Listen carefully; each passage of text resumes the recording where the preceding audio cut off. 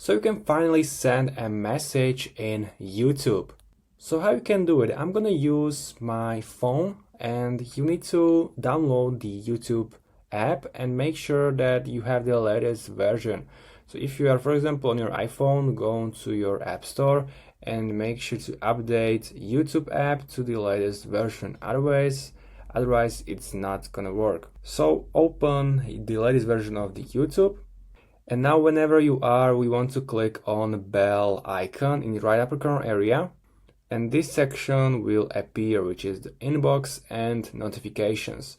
So up here you can see messages, and if you want to send a message to someone, you need to click on invite other to message. Now you need to copy that link. So I'm gonna click copy. And then if you copy that link and send it to someone, you can actually enter the chat with that person. So you can chat right in YouTube app.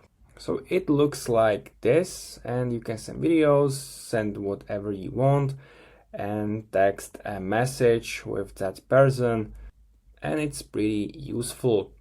So finally, we have messages in YouTube like in other platforms. So if you find this video helpful, please consider subscribing or liking this video, and see you next time.